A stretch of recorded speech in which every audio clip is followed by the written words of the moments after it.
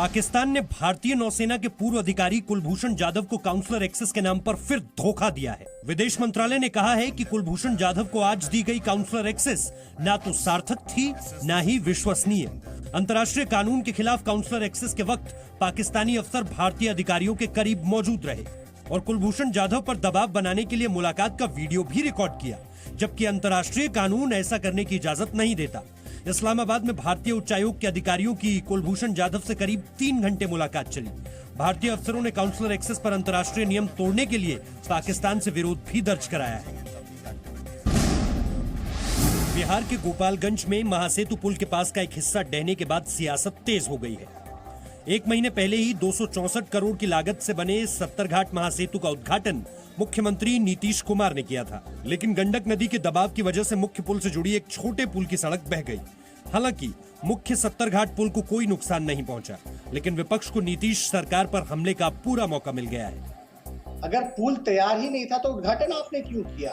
अगर कोई बेसिक कमी छूट गई होगी तो आपने उद्घाटन क्यों किया? ये तो सवाल पूछा जाता है, तो उनको जवाब देना चाहिए। वो तो भाग रहे हैं और चेहरे पे कोई शिकन नहीं है, बल्कि उनको माफी मांगनी चाहिए। और वो जो कह रहे हैं कि भाई ये तो आम बात है, ये तो होता रहता है, ये प्राकृतिक आपदा है, हर चीज जो है प्राकृतिक आपदा। वहीं इस हादसे पर बिहार के पथ निर्माण मंत्री नंदकिशोर यादव ने कहा है कि बाढ़ और बारिश के दौरान इस तरह की घटना होती रहती है। मेन जो सत्तरघाट पुल है उससे 2 किलोमीटर दूर जो माइनर ब्रिज है उसका अप्रोच केवल पानी के तेज बहाव के कारण कटा है।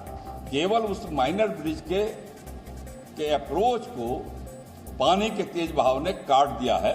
इतनी बड़ी बात है। और पानी जब बढ़ता है तो ऐसी स्थितियां पैदा होती है। बताया जा रहा है कि गोपालगंज में 3 लाख से ज्यादा क्यूसेक पानी का बहाव था।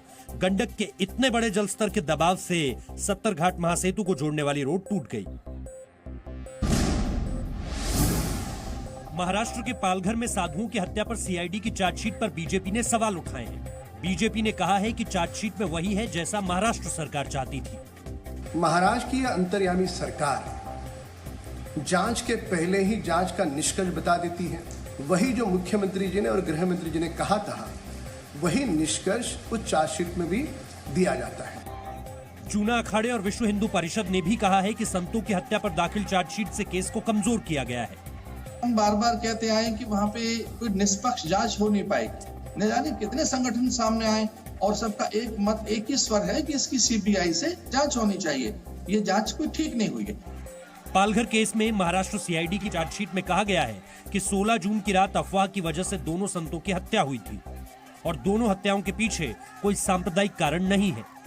ये पूरी घटना अफवाह वहां पे फैलने से हुई थी कि वहां पे बच्चे अगवा किए जाते हैं। इस प्रकार की जो अफवाह वहां पे फैली थी उससे हुई। भारत में 18 जुलाई से अंतर्राष्ट्रीय उड़ानें शुरू होने जा रही हैं। फ्रांस एयरलाइंस 18 जुलाई से 1 अगस्त तक 28 उड़ानें शुरू करेगी। अमेरिका से भी विमान सेवा 18 जुलाई से शुरू होगी। इसके अलावा जर्मनी से भी भारत में फ्लाइट शुरू करने पर बात चल रही है। नागरिक उड्डयन मंत्री हरदीप सिंह पुरी ने यह भी बताया है कि कोरोना संकट से पहले जितनी घरेलू फ्लाइट्स का संचालन होता था उसका 55 से 60% दीपावली तक होने लगेगा। साथ ही नागरिक उड्डयन मंत्री ने एयर इंडिया के निजीकरण को जरूरी बताया है। राजस्थान के पूर्व उप मुख्यमंत्री और कांग्रेस नेता सचिन पायलट की याचिका पर राजस्थान हाईकोर्ट की बेंच कल सुनवाई करेगी। सचिन पायलट और कांग्रेस के 18 बागी विधायकों ने विधानसभा स्पीकर के अयोग्य करार देने वाले नोटिस को चुनौती दी है। राजस्थान हाईकोर्ट में याचिका पर आज दोपहर 3 बजे पहले जस्टिस सतीश चंद्र शर्मा ने सुनवाई की, लेकिन सचिन पायलट के वकील हरीश साल्वे ने नए सिरे से याचिका दाखिल करने के लिए वक्त मांगा। फिर शाम 5 बजे जब दोबारा सुनवाई हुई तो मामले को डबल बेंच के पास भेज दिया गया। कांग्रेस ने मंगलवार को सचिन पायलट को प्रदेश अध्यक्ष पद और राज्य के उप मुख्यमंत्री पद से हटा दिया था। चीन की हर चाल को जवाब देने के लिए लद्दाख में बोफोर्स तोप की अतिरिक्त रेजिमेंट्स की तैनाती की गई है। भारत वास्तविक नियंत्रण रेखा के पास सुरक्षा तैयारियों को मजबूत कर रहा है और इसलिए सेना ने लद्दाख में अतिरिक्त बोफोर्स तोपें तैनात की हैं। बोफोर्स को पहाड़ी इलाकों में सबसे कारगर माना जाता है और ये 12 सेकंड में 3 राउंड गोले दाग सकती है। लद्दाख में अतिरिक्त multi barrel rocket launcher GRAD भी तैनात किए गए हैं। आज देश में पहली बार 24 घंटे में कोरोना के 30,000 से ज्यादा मामले आए। 24 घंटे में रिकॉर्ड 32,695 नए केस आए। अब तक 9,68,876 लोग कोरोना से संक्रमित हुए हैं। 6,12,815 लोग इलाज के बाद स्वस्थ हुए हैं। कोरोना संक्रमण से 24,915 लोगों की मौत हुई है। ठीक होने वाले मरीजों की दर बढ़कर 63.25% हो गई है। कल कुल 3,26,826 सैंपल टेस्ट किए गए।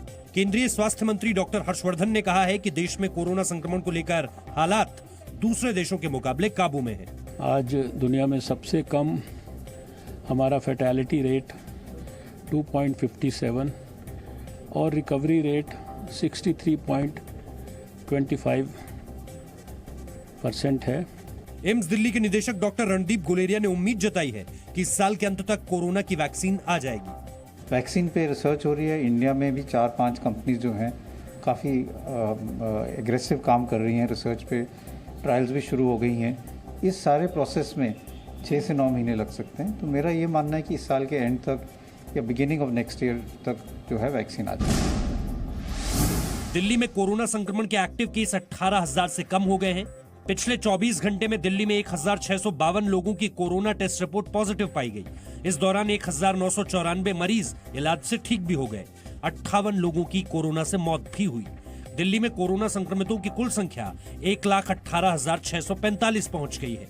इलाज से अब तक 97,693 लोग ठीक हो चुके हैं। वहीं 3,545 लोगों की अब तक जान गई है। दिल्ली में ठीक हुए मरीजों का रिकवरी रेट भी सुधरकर 82.34% हो गया है। मध्य प्रदेश के गुना जिले में किसान परिवार से मारपीट की घटना पर केंद्रीय मंत्री रामदास अठावले ने कहा है कि इस मामले की पूरी जांच हो रही है और किसी भी दोषी को बख्शा नहीं जाएगा।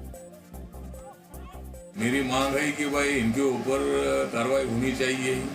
अभी आज मैंने डीजी मध्य प्रदेश के जो डीजी है भोपाल में उनसे मेरी बात हुई। उन्होंने बोला कि भाई ये प्रकरण की पूरी जांच हो रही है और इसकी पूरी जांच हो जाएगी, किसी को बख्शा नहीं जाएगा। शिवराज सरकार ने इस घटना पर एसपी, आईजी और जिलाधिकारी पर कार्रवाई करते हुए उन्हें हटा दिया है। 6 पुलिसकर्मियों को भी सस्पेंड किया गया है।